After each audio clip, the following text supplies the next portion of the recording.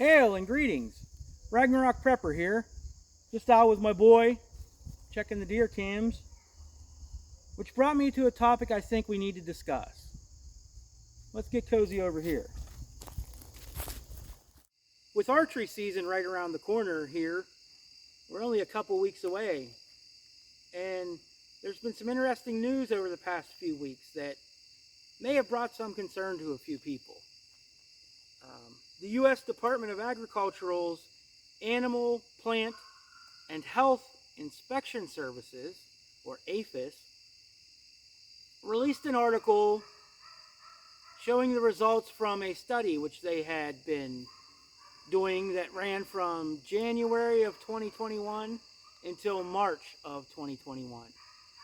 Now, during this study, what they did is collected 481 blood samples from white-tailed deer in Michigan, Illinois, New York, and Pennsylvania.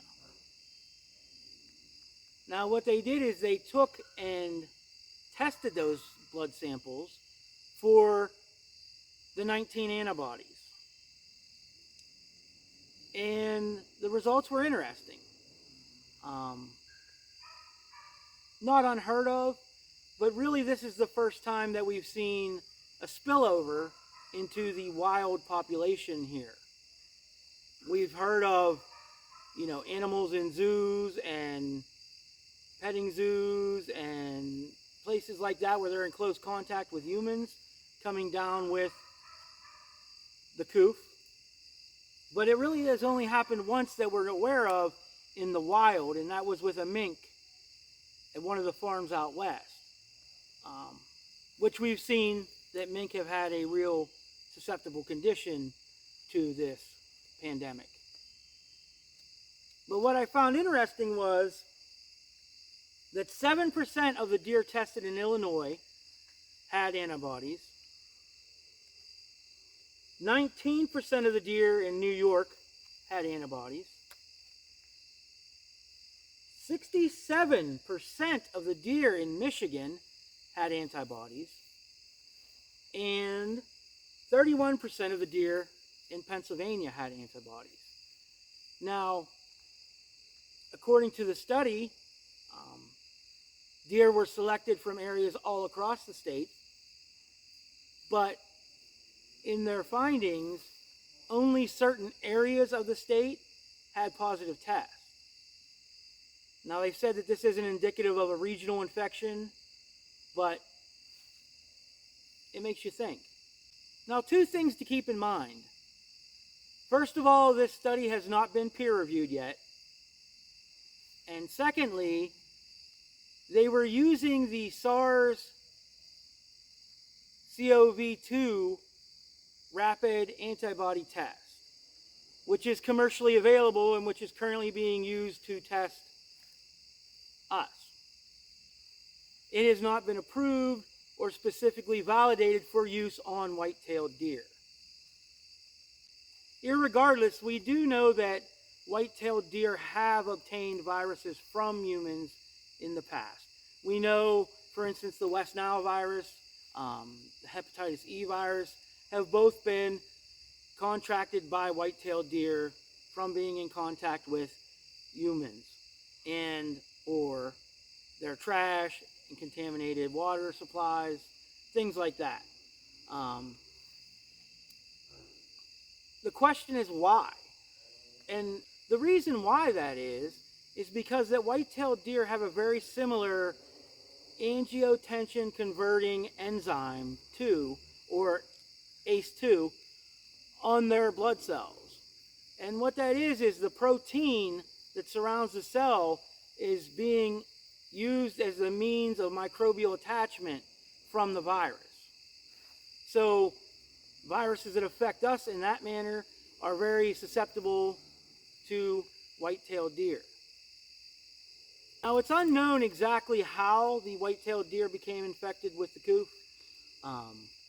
They have several theories, but nothing has been proven yet.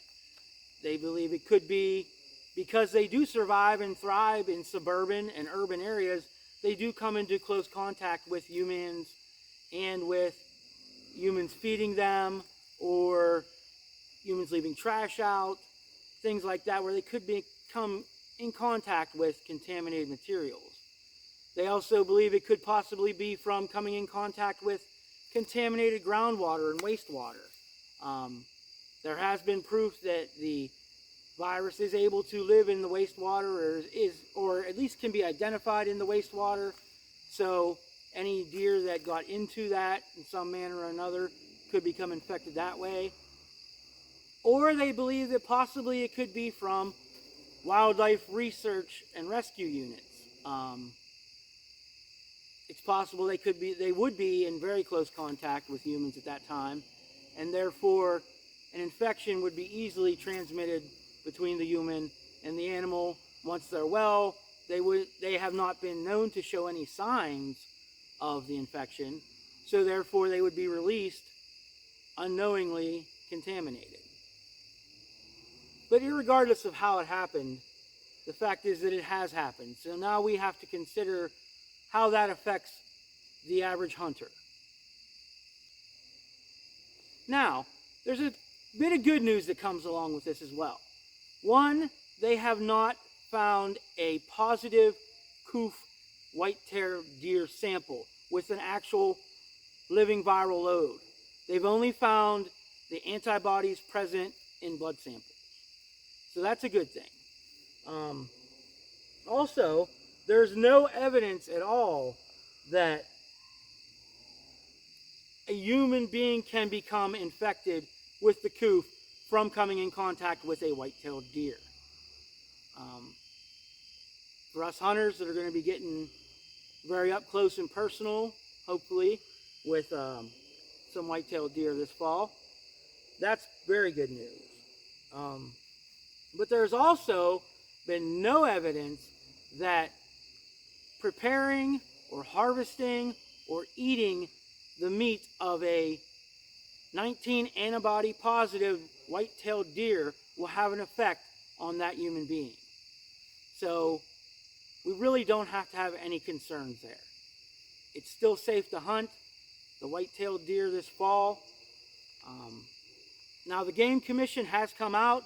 They've released several press releases and announcements that they are not concerned at all currently with the situation at hand. The only thing they're doing is advising you and I to use common sense precautions, which we already should be using if we are hunting deer in the field. Clean meat, fast harvest, don't get it contaminated with other materials. The simple common sense that all hunters know and practice. Therefore, I'm going to say that I want to wish you a great and fruitful hunting season this year. I hope you fill all of your tags and are able to bring home more than you ever have in the past. Hey Dad, look at these knuckleheads. Nice. Those are some big ones. Until next we meet, be well.